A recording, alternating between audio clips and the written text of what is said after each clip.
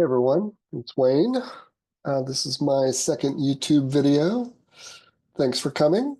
I'm still practicing or learning the ins and outs of video recording, so this time I'm trying this camera on Zoom and recording that.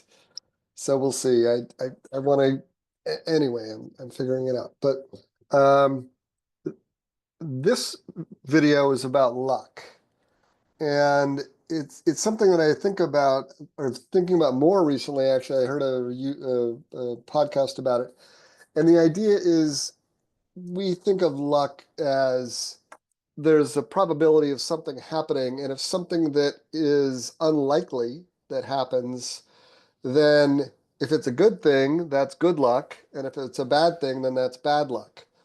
And so that's fine. If somebody has seems to have more things that are good happen than you would expect, then you would call that person lucky.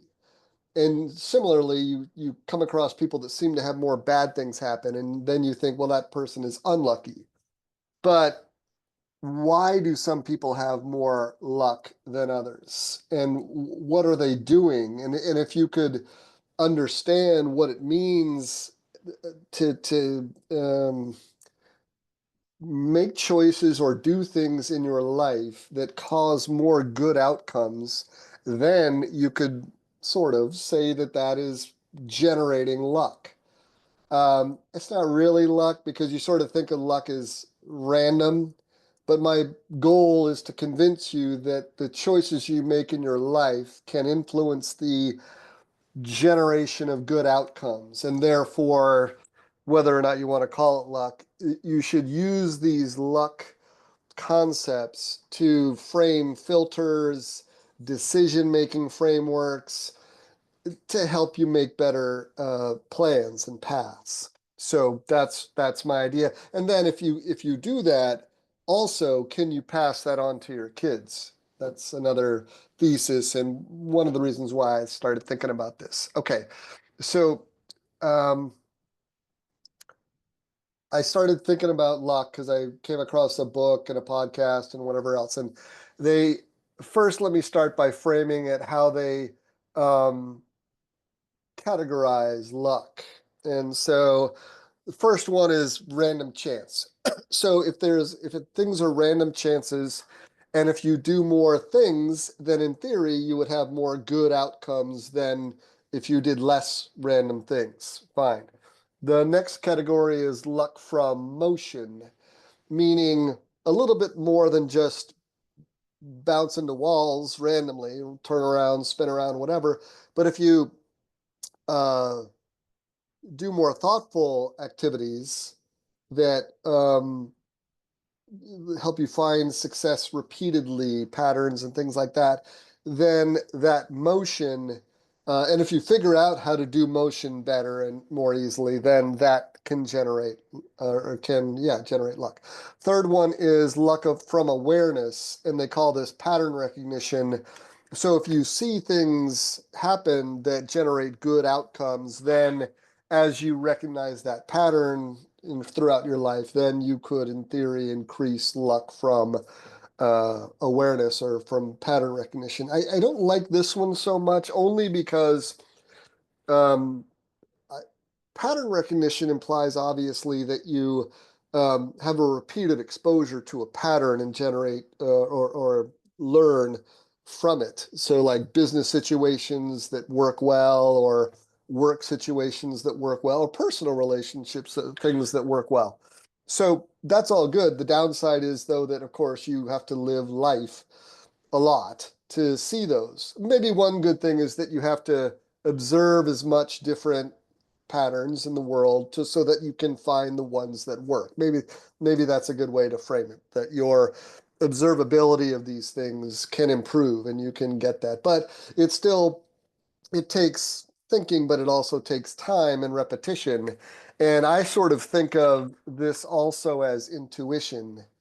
Intuition is derived from experience and repeated exposure to occurrences. And so when you intuitively think of something, it's often a pattern match to something that you've seen before. And so that's fine. Intuition is great to build, but it also derives from experience. And so we'll get into what that means or what you can do about it. Next, the last one is luck from uniqueness or distinctive traits and habits. That's good. You may have some that are built in, like cultural experiences, your background from your past or whatever, but also things you can build. And we'll talk a lot about that. So that's good. All right. So here, those are four categories of luck that I saw. Now, how do you enrich those in your life? Um, Several of these are just repeats, but I'll go through them just for. One is to increase your surface area for luck, which is mostly just do more things in the world, meet more people, expose yourself to more situations where you can have opportunities for all interactions, all activities. Second one is develop skills and knowledge. Obviously, if you do that, but I want to dig into how you do that. Developing skills and knowledge is good. If you do that, you can recognize patterns. In theory, you can seize opportunities, although that again depends on how you do it and make a habit of it. Next one is maintain a positive attitude. That one I like because people with a PMA um, are more endearing or engaging or more desired by the external world. So it helps you be more resilient, probably more willing to deal with failure and all those things. But also, the external world, I think, views you more positively as life happens. So I do like that one. Next one is obvious, build a strong network.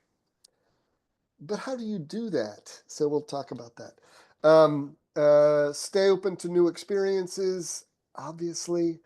Learn to see opportunities. It's too vague. It's too vague. What do you do?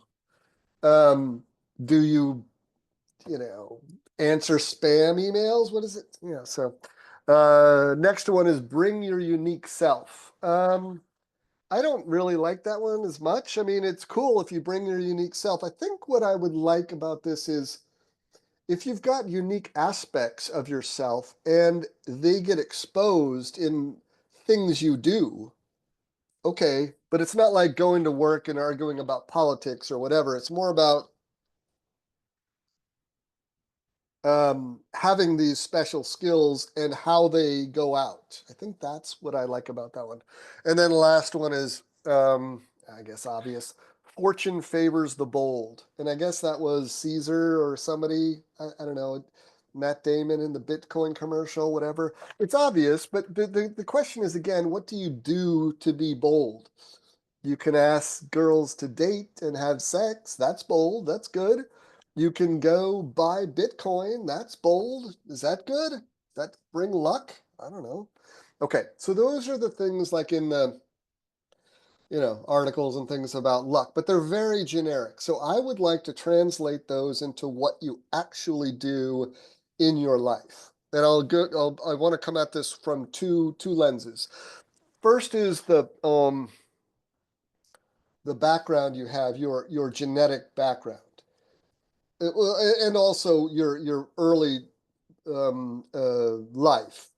Your parents mostly give you your initial experiences, but also they give you your genetics, their choices about where they are. All those things are your kind of starting point up until, I don't know, 18, where you decide to go to college. You don't have as many choices about any of that. And then you start to have influence on where you will guide your path. But I just mention that because the difference between myself and a farmer in the 1800s in Nairobi, it's infinitely different. So just to set a little context, I think it's illustrative, I guess. Okay, let's see. My grandparents came to America in around 1900, both sides. One settled down in South Dakota as a farming family. Another set in upstate New York. And that side in upstate New York, my grandfather was a scientist. He worked at MIT on radar systems. And he eventually became a Lutheran minister, which is interesting. So that's how my parents grew up. So my dad didn't want to be a farmer. So he joined the army and he got the GI Bill thing, whatever, and he got a civil engineering degree and went to California. I'm pointing left. Um, my mom got a degree at Middlebury College in Vermont. Great. And then she, in English or something, I don't know. And then she went west as well. Now, that's not random. It wasn't the gold rush California, but it was the 50s and 60s California. And so lots of opportunity. My dad went to build and work on the highway system, jobs, a lot of work, whatever, things like that. And my mom went and she actually became a stenographer. A court stenographer is where they type as you talk, and they have a special machine for it that you would use. They got married. They settled down. I'll skip some of the steps, but they settled down in a suburb of San Francisco called San Rafael, which is great. It was a leafy suburb, middle class. Across the street, there was a baker. The guy, or kind of kitty corner, the guy right across the street, I think he was an auto repair or something. The guy behind me was behind us, ran a coffee roasting company. And so with various things upscale, downscale from there. And so that was my experience. And I went to a nice high-end high school. Um, I learned from my dad. He was an engineer. He liked to build random stuff around the yard, the house. He made a model railroad platform on pulleys in the garage. He had aquariums and things. So he kind of gave me that interest of building things. Um, he got us into Boy Scouts. I was into uh, athletics. So I played soccer, and I got jobs because I like to buy things and cars and motorcycles and whatever. So that was my growing up experience. But that was my background. I had that genetics. I was white. I was male. I grew up in the 60s, 70s, and 80s in the United States, in Northern California, and my dad was an engineer. So by the time I got to college, I had all that. And so when you think about starting points, that's insane. If you think about like the football analogy of, let's say the 1 yard line at this end zone is the Nairobi Kenyan in 1700s, and I started on maybe the 1 yard line on the other end. So if you talk about luck, I mean, it was infinite. So that is what everyone gets is their starting point. But then the choices they make are the choices they make, and that's what I want to get into. Let me see if there's anything else to say before I get there. No, I think that's it. Okay, the choices you make. And I have 10 of these, so we're going to go through them. Where you live. Where you live affects your job opportunities, your social life, your cost of living, the weather, um, all those things. Now, you have some flexibility, maybe not a lot. Changing your country, maybe or not. Here's one thing that I did. I put in ChatGPT. I said, give me the 15, give me a projection for the 15 most prosperous metro regions in the world over the next 50 years. And here's what I got.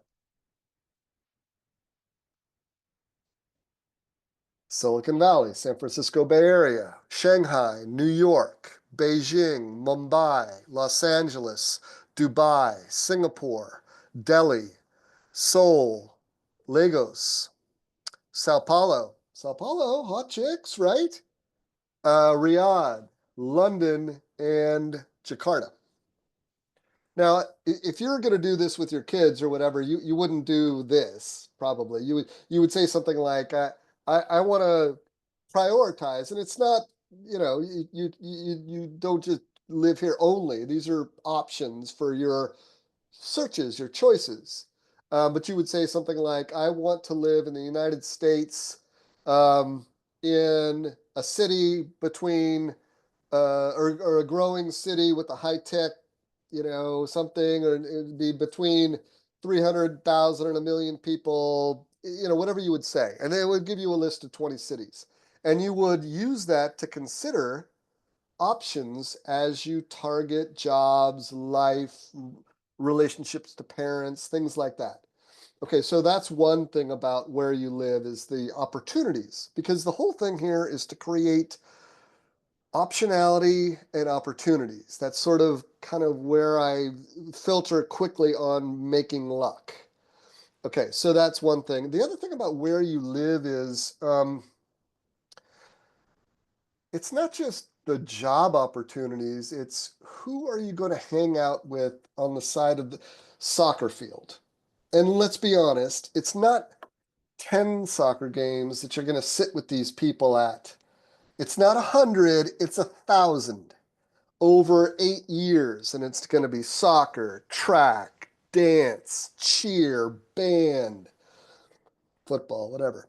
And so those are your homies. Now, if you're in Des Moines, Iowa, then you're talking to the softball team, the blue collar workers, there's some insurance. Maybe there's a farmers, and their kids are playing soccer too. In my case, when in Silicon Valley, it was, Google, Facebook, Apple. There's a couple. The dad was the vice principal. The wife was a owner of my CFO. Shout out the Rosados. Another one was a CTO at a green tech company. Shout out Jeff Pickles. And he gave my kids their first internship jobs. So it's a completely different thing. Um, and you can argue whether it's good or bad if the farmers or not. But if your goal is, uh, you know, entrepreneurship or capitalism or business, if you go to Washington D.C., you can hang out with the politicians' kids. Although I've heard that the politicians aren't staying in D.C. to let their kids live in D.C. to play soccer with the other politicians' kids. But if you go to New York, then maybe it's finance kids that are in the soccer field around. But I've just pointed out to say that your neighbors, your peers, your whatever, that's part of where you live. And so when you think about where you want to live, those are considerations. I think that's all I want to say about where you live. Next is your education. Wait a sec. Oh, I know. There's one more thing. I chose Silicon Valley partly because that's who was interviewing on my campus at college. That's where the jobs were. They were in Silicon Valley. So I got two offers, one from the IBM Almaden Research Center and one from Oracle. And so part of why I chose to live in Silicon Valley is that's where I knew there was tech jobs, and based on my major, which we'll talk to in a minute, um, and that's where they were hiring for. And so that's where I got it. I chose the Oracle one. The IBM one was, I think, working on Smalltalk, which if you know, you know, but if you don't, it's an old object-oriented programming language. But the Oracle one was doing Microsoft Windows programming, um, better offer, better location. The recruiting chick that handled me, whatever, dealt with me, was smoking hot. I mean, it was so for me that made sense. And that was part of where I chose to live because of where I was hiring, which led back to why I chose my major and all those things. So where I lived made a big impact on the opportunity space. And yeah, of my career and life and all that. Okay, and second one is your education. So um, you want to structure your education to maximize your opportunities, right? So high school is to prepare for college, college is to prepare for work. I don't agree with the model of, well, you should go, college is like dating. You can find one that fits you best and that nurtures your whatever. So that's fine, but it doesn't prepare you the best for the opportunities. You need to look at the world and say, what are the where is the puck going? What can I do to prepare my skill set for it? So I was able to get into the University UC system, which is one of the best public university systems in the world. I got into Cal, which is one of one of the best universities in that system. I went in undeclared because I wasn't good enough to get into the engineering school, but I was able to declare for computer science and economics in the liberal arts college. I didn't even apply to Harvard and crazy shit like that. I did apply to MIT. I didn't get in, but I went to a public university in a, country that supported that, and my parents were able to pay for it. That undergraduate education let me take the GREs and apply and get into University of Illinois at Urbana-Champaign, and I got into the computer science program there. So now those skills enabled me to be able to get into that job. And one of the reasons why I got that job is because Oracle was interviewing on that campus.